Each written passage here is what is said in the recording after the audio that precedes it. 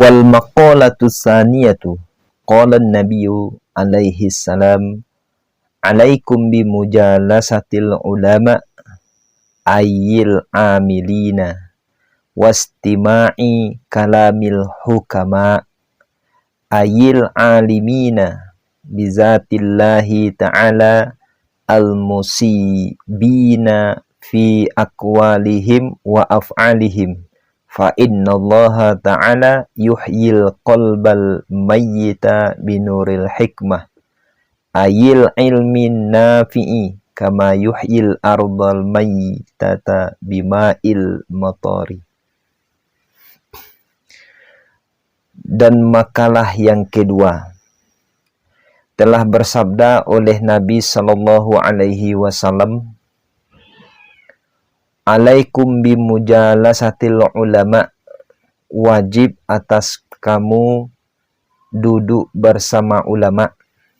Artinya ulama yang beramal mereka itu, dan mendengarkan kalam hukama, arti mana orang yang berilmu mereka itu dengan zat Allah Ta'ala, lagi orang yang betul mereka itu pada ucapan-ucapan mereka itu dan perbuatan-perbuatan mereka itu. Maka sesungguhnya Allah Ta'ala menghidupkan hiaunya tu Allah akan hati yang mati dengan nur hikmah. Artinya ilmu yang bermanfaat. Seperti barang yang menghidupkan hiaunya tu Allah akan bumi yang mati dengan air hujan. Maka pada makalah yang kedua ini kita akan memahami sabda Rasulullah sallallahu alaihi wasallam. Wajib bagimu duduk bersama ulama. Ulama yang dimaksud di sini adalah ulama yang mengamalkan ilmunya. Duduk bersama ulama agar kita juga mendapatkan cahaya dari ilmu yang dimilikinya.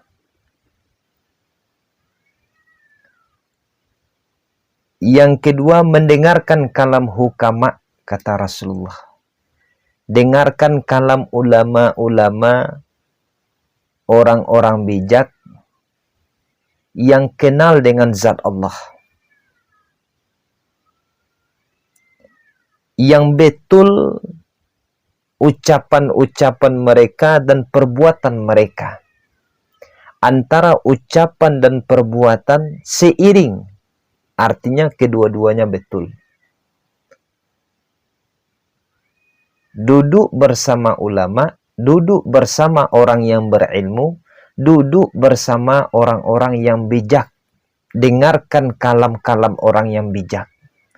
Karena pada saat itu kita akan mendapatkan nur dari ucapan yang mereka keluarkan dan dari perbuatan mereka yang kita lihat.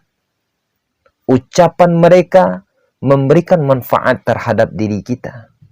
Perbuatan mereka menjadi suri tauladan bagi kita yang patut kita tiru dan patut kita contoh.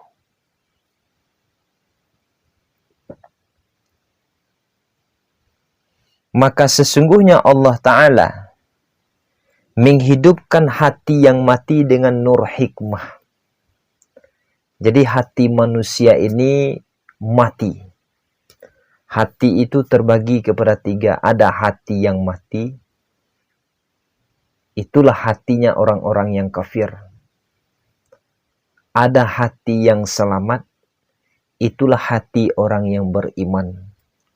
Ada hati yang sakit, itulah hatinya orang-orang yang munafik. Nah, andai kata di dalam hati kita ini ada penyakit, atau sifat-sifat yang mengotori hati tersebut, maka duduklah di majelisnya para hukama. Duduklah bersama ahli-ahli hikmah. dengarkan nasihat-nasihat mereka. Insya Allah hati kita akan bersinar bagaikan bulan purnama yang terang benderang. Ucapan mereka akan bermanfaat untuk kita. Perbuatan mereka akan menjadi contoh bagi kita. Begitu indahnya diri orang yang bijaksana. Begitu indahnya diri orang yang bijak. Segala ucapan dan perbuatan mereka bermanfaat bagi orang lain.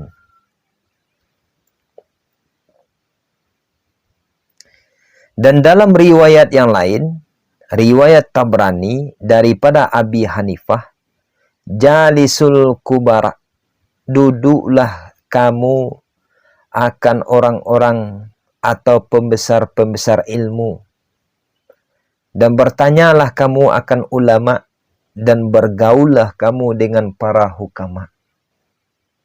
Dalam riwayat yang lain sama seperti yang tadi, cuman perbedaannya saja ada yang didahulukan dan ada yang berbeda-beda letak. Begitu juga dalam riwayat yang lain, dan dalam suatu riwayat jalisil ulama. Kalau tadi dibuat dalam bentuk jamak jalisu. Kalau sekarang jalisil ulama, duduklah engkau dengan para ulama. Dengan ulama, orang yang berilmu. Dan bersahabatlah engkau dengan hukama, orang yang bijak, ahli hikmah, orang yang kenal dengan Allah. Dan bergaullah engkau dengan orang-orang pembesar ilmu. Sama. Kita lanjut. Maka sesungguhnya ulama itu terbagi 3 pembagian. Jadi ulama itu terbagi ke dalam 3 pembagian. Yang pertama, ulama dengan hukum-hukum Allah. Mereka itu adalah sahabat-sahabat fatwa. Jadi ada ulama ini yang paham betul dengan hukum-hukum Allah. Sehingga mereka dikenal dengan ahli fatwa. Ada juga yang kedua, ulama dengan zat Allah saja. Ulama yang khusus kenal dengan Allah saja. Tidak ahli fatwa. Tidak ahli hukum. Akan tetapi mereka ahli dengan Allah. Mereka kenal dengan undang-undang. Mereka paham dengan fikih. Mereka paham dengan usul fikih. Sehingga mereka diberi gelar dengan ahli fatwa.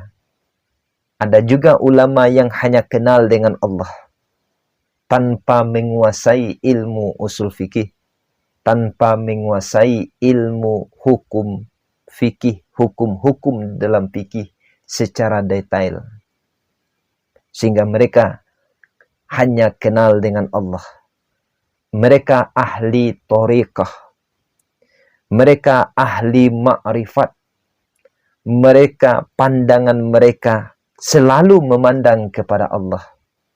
Bahkan lagi, mereka dalam kehidupan sehari-harinya, mereka hanya melihat segala perbuatan yang terjadi, hanyalah perbuatan Allah subhanahu wa ta'ala.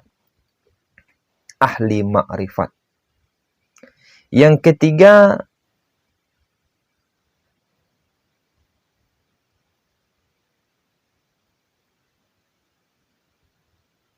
yang kedua tadi, ulama-ulama dengan zat Allah saja. Mereka itu adalah ahli hikmah.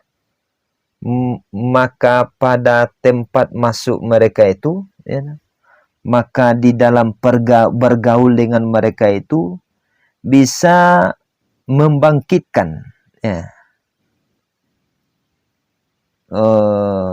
Bergaul dengan mereka itu, akan terjadi di dalam diri kita pencerahan akhlak. Ihsan mereka berlebihan. Sehingga mereka kenal dengan Allah. Jangankan mereka akan menyakiti manusia, makhluk yang tidak berakal pun tidak mereka sakiti. Apalagi makhluk yang berakal. Ahli hikmah.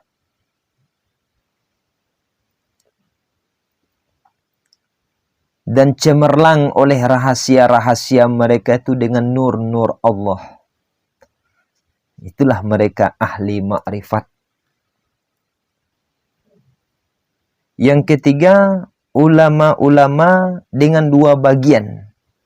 Wahumul kubara, dan mereka itu adalah pembesar-pembesar ilmu. Maka sesungguhnya bergaul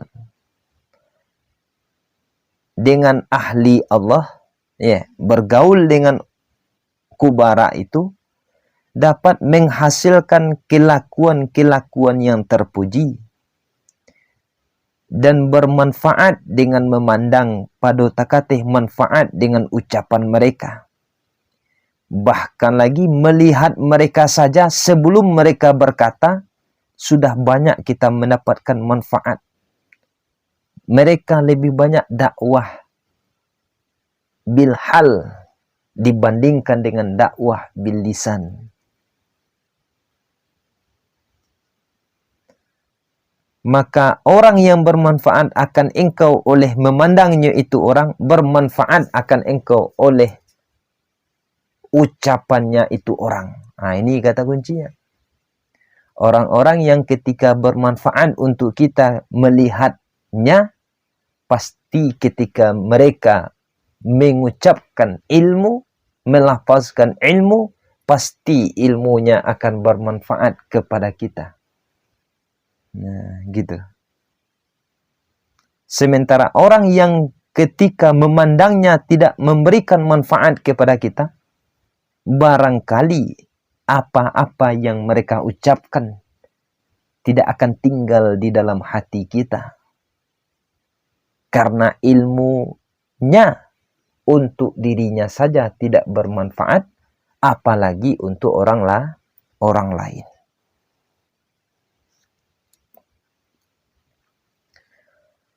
Dan ada oleh Suhrawardi, Imam Suhrawardi, tawaf hionya tu imam pada sebahagian masjid Al-Kaif di Mina.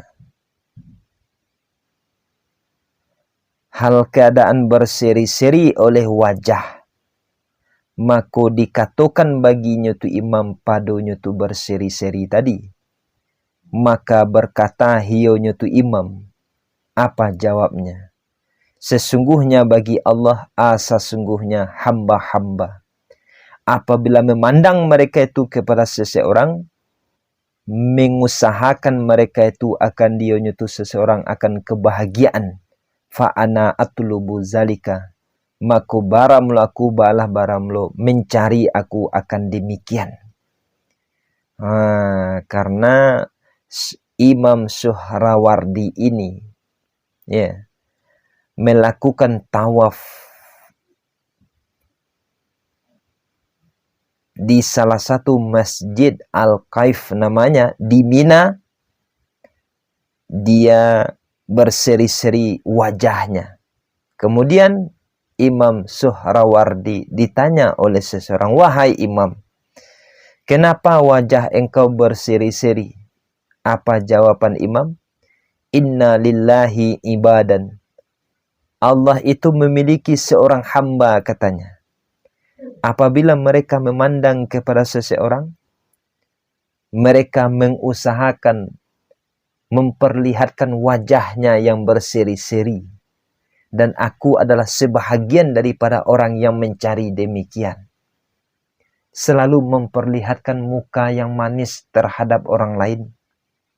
Tidak mau memperlihatkan kesusahannya terhadap orang lain. Karena dia lebih butuh Allah ketimbang manusia. Mereka hanya mengadukan segala persoalan di dalam hidupnya hanya untuk Allah. Mereka hanya menyampaikan di waktu tengah malam. Dalam rintisan doa-doanya hanya kepada Allah, bukan kepada manusia.